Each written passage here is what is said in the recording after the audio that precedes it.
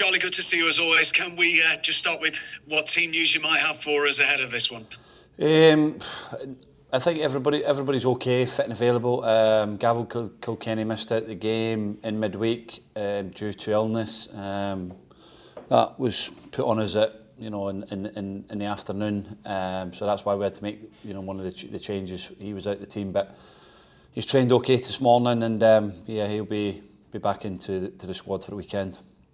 He's done a good job for you, hasn't he? He'll be a boost. Yeah, he's been a good player. He's done well. It's been a good loan for him. Been good for us. Been good for him. I like the way he plays, and he wants to get us on the ball. He's a good kid as well. Wants to learn. Wants to develop. So, like I say, when these young players come to us, we want to develop them. Want to make them better, and hopefully, he'll feel that he's improved and got game time while he's been here. You told us on Tuesday night how low the dressing room felt after the game at London Road. You've got the lads back in today. Have you had an opportunity to sense the mood, and does it appear to be back as positive as it can possibly be? Yeah, it has been, and I picked them up this morning, and listen, they're fine. We're going to Leyton Orient, prepare as the way we normally would. We want to go and win the game, and ultimately we'll see where that takes us. But the preparation will be the same. We'll be there, ready to go. We have an onus on ourselves, but also the supporters, the football club, to go and win the football match and see where it takes us. Again, we've got to can only control what's in our building, and if we can win the game and gives us an opportunity the last day of the season. I'm sure you've watched it back Tuesday. Was it one of the most bizarre games that you've been involved in, Charlie, bearing in mind that the chances that you had to win the game, never mind lose 4-1? I think that's been our season, Andy, in terms of the chances we created. We created big chances, big moments in each game, and where we are is where we are. But really proud of the lads. They dug deep. They're working hard. The numbers that they're turning out on the for the running and intensity has been incredible since we come in the building, and I feel for them because they're giving so much, and ultimately for the two lads that missed the penalty, fair play to them. They got the bravery to step up and take it.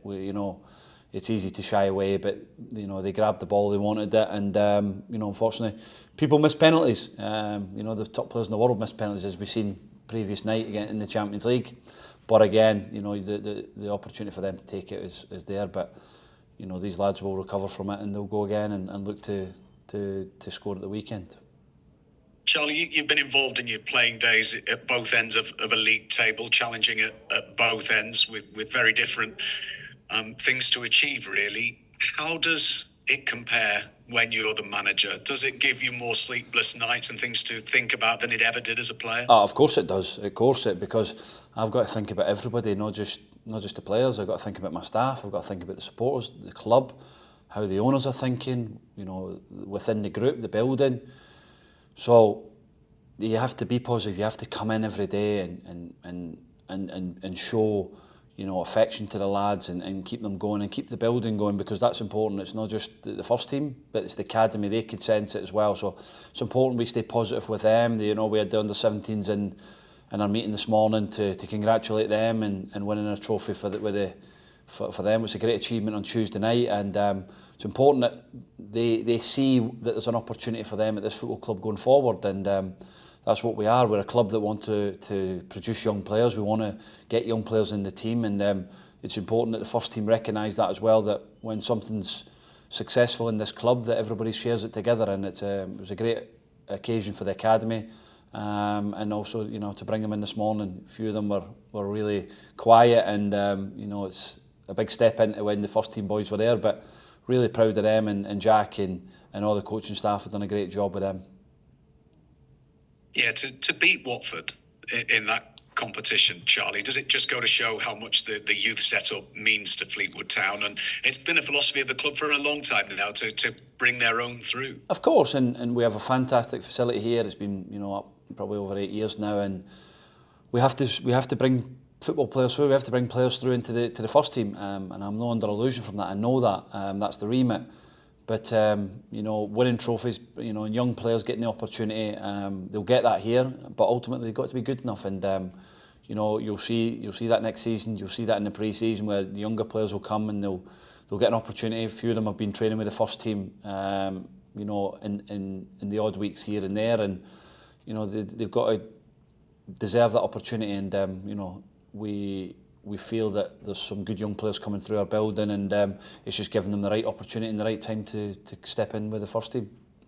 Might be a hard question to answer. How many players do you sense next season in pre-season you might be able to bring through and be part of your first team? Well, I think at the moment, Andy, we had big recruitment meeting this morning, and we'll focus on what we can see where we're at as the first team first, and then the 21s and the 18s will be a pivotal part in terms of in our squad. We'll have younger players within the group and around it for next season. So yeah, I'm excited. I'm looking forward to it. But we have to focus on these 2 games first and foremost. The coaching staff have done a great job.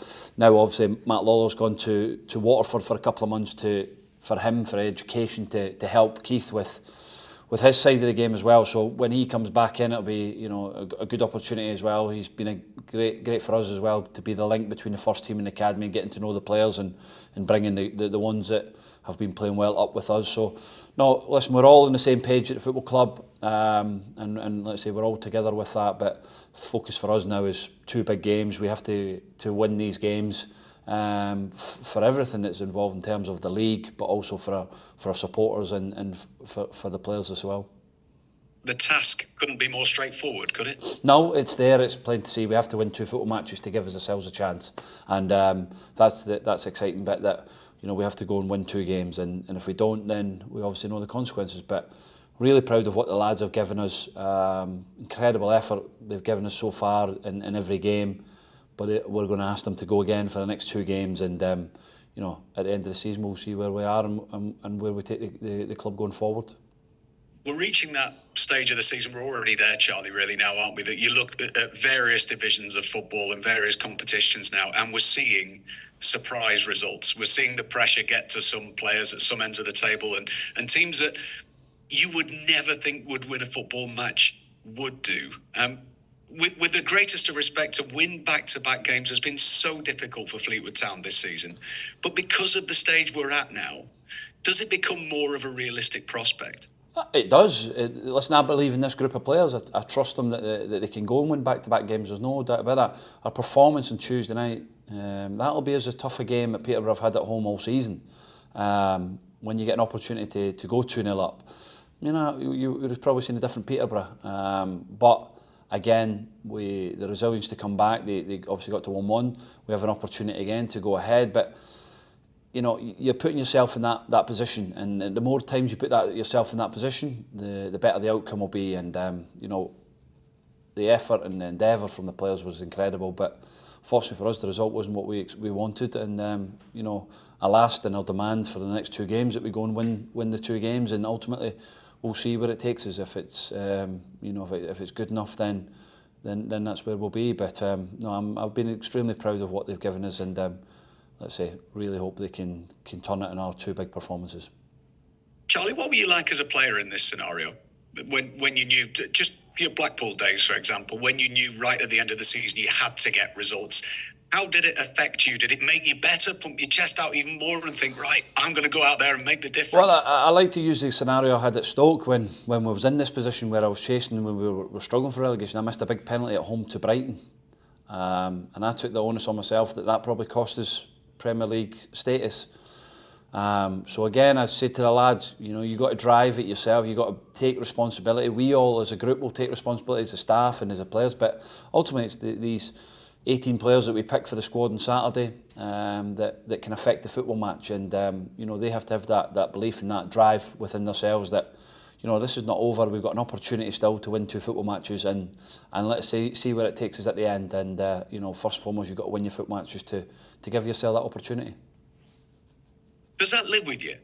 However old you are, you think about that Stoke time. That even though you had 38 league games, you think about that one game where you missed a penalty. Yeah, I think about it a lot. I think about it, every day. I mentioned it this morning to the boys that missed the penalties.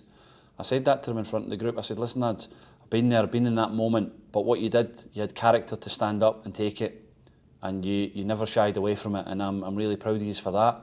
But as on a personal note, you know, yeah, it haunts me every time I think about it, because I believe that if I never missed that penalty, then Stoke probably would have stayed up, and you know, definitely probably gave themselves a better chance of still being in the Premier League now. What sort of game are you expecting this one to be? Tough. I think Richie's done a great job there. They want to play the right way. They pass it, they move, got good quality players at the top end of the pitch. They build the game well, and you know, I know what Richie will be like. He'll want to win the last couple of games again, because he'll want to cement his place in that top half of the table. And you know, he's done a brilliant job, and you know, we know how tough it's going to be. It's an away game as well, so we have to go there and really stamp our authority on what we can do, and show character, but also I've also take the presence that we have in the team as well to go there. Something that Peterborough were really surprised at, and how big we are, and we have to start using that. And you know, we'll hopefully have everybody fit and available, ready to have a right good go at it on Saturday. I know you've said a couple of times already how pleased and proud you are of the players and their efforts, Charlie. Do you have to look them all in the eye ahead of team selection for this one and say, are you 100% determined to do everything to win this game for us? Of course you do. You have to. You get a feel of what the group is, how they train, and we'll pick a team that we think's ready to win the football match. And you know, I'll look at them all and I get a feel from how they are feeling as well. Understand that there's still a couple might be down, but it's our jobs as the coaching staff to pick them up.